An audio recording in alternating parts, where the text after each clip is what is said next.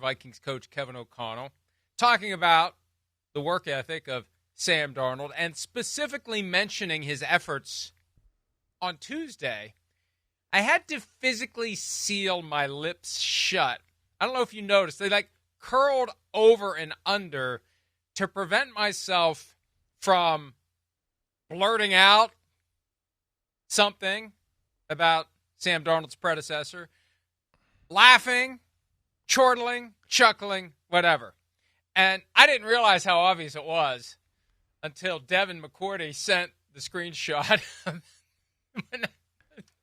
It's pretty obvious. So, yes. Anyway, yeah, I didn't know. Yeah, and you're kind of like you became a little oligarch last night, a little bit like one of the NFL owners. You were kind of like, "Hey, is the opening of that going to be tomorrow? Are you going to put that as the opening?" And they're like, "No, we didn't really plan, but you and your oligarchian ways, and we've learned like when you just say it, yep, that is the opening tomorrow. That's right. That is the opening.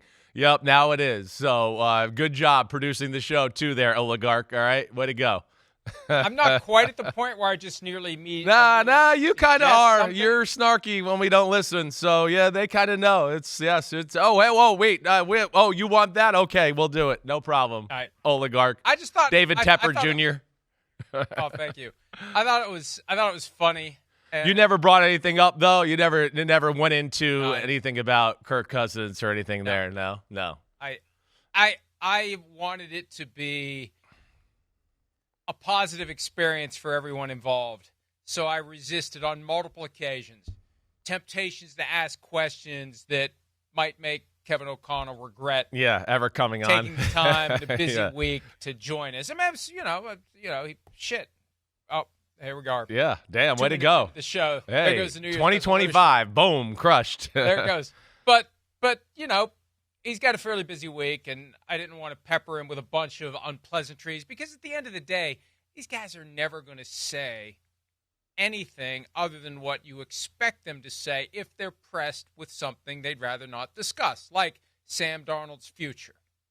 And he was asked about it yesterday at his midweek press conference, and he gave the exact same answer I would have expected him to give on Tuesday, and it took a minute and a half, and that's just less time you can ask him about something that might give us some insight into this week and not something that's down the road. And that's basically what he said. I'm focused on now. That's down the road. That's right. That's all anybody's ever going to say about something like that. It's a personnel decision like many others that will get made after the season. For now, they're riding it out 1 week at a time. No, riding it out 1 week at a time. They got confidence in Sam Darnold. Hopefully that continues. And the way he's playing, he's going to put them in a bind to have to do something. Whether that's keep him, franchise tag him, give him a contract, whatever. I mean, he's putting the pressure on the organization. And, in this case, this is one that the organization welcomes that pressure. This is good pressure to have right here with the way he's playing and doing all that. And, I can't help but to think that Kevin O'Connell is pretty happy that his quarterback works on Tuesdays. I do think there's advantages to be had there. So I'm sure he is a proud papa of Sam Darnold doing that and putting in the work that he needs to, especially in a week like this. I still don't know whether that was a bit from Kirk Cousins in the quarterback series on Netflix. He leaned into it so aggressively, and he wore it like a badge of honor that he doesn't work on Tuesdays during the season when he's on a Sunday-to-Sunday schedule. I just remember being flabbergasted by it because football season is 4 months out of the year. Your competitors are all grinding every day of the week. That's what you need to be thinking about. How much of your life are you willing to sign over? And I don't think it's unreasonable to expect the quarterback of the team, who is paid to be the quarterback of the team, to be present and accounted for and preparing for what's to come. Yeah. And that's what Sam Darnold's doing. Right. Now, Sam Darnold's never made the kind of money that Kirk Cousins has made. Maybe that changes once he gets a big contract. I have a feeling it won't. No, it's not going to. Kind of are who you are, and you work the way you work. And I wrestle with this because good husband, good father, I get it. Some people take it so far to one extreme, they wreck their personal lives. I understand it. But it's 4 months out of the year, and if you truly want to be great, you have to be willing to make some sacrifices, and you have to be willing to manage and able to manage your personal life in a way that allows those sacrifices to be made. Yeah, that's right. That's right. The bottom line Sam is the Darnold's great ones doing out there. Yeah, the bottom line is the great ones out there are working on Tuesday.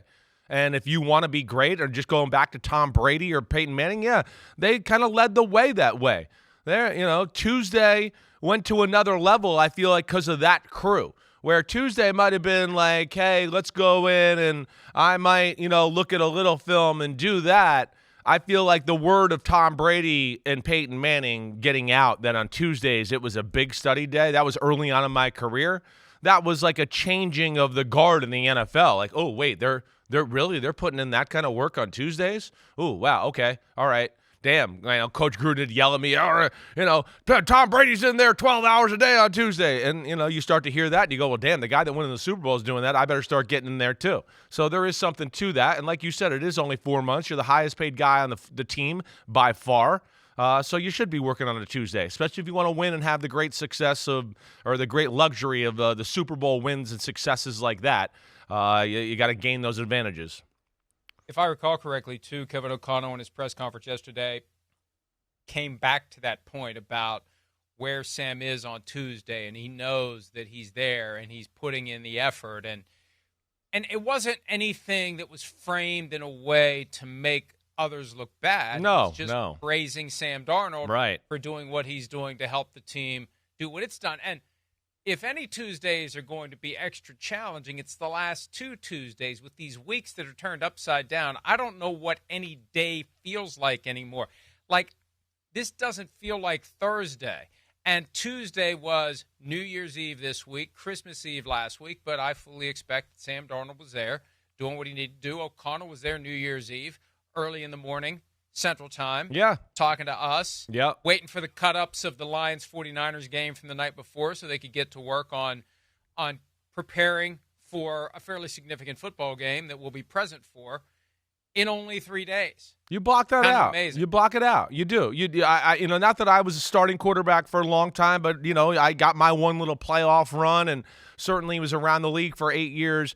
You get to a point where, especially when things are going good, you have a moment and go, damn, we got to work on Christmas Eve and Christmas, but you're too entrenched in the goal and like, wow, we're good. And I don't want to just take this day off because it's Christmas Eve. I'm going to sit here and go through what I normally would do on a Tuesday or whatever else. And I think you get to that point, and most good football players are robotic enough in their thoughts that way to kind of be able to block it out and go, yeah, I wish I could be there with my family, but my family's going to enjoy the millions and the celebration on Sunday after we win and all that type of stuff. And that's kind of what you got to keep at the forefront of your mind in these kind of weeks and schedules. Hi, it's Mike Florio. Thanks for watching PFT on YouTube. Hit subscribe for the latest news and analysis from Pro Football Talk.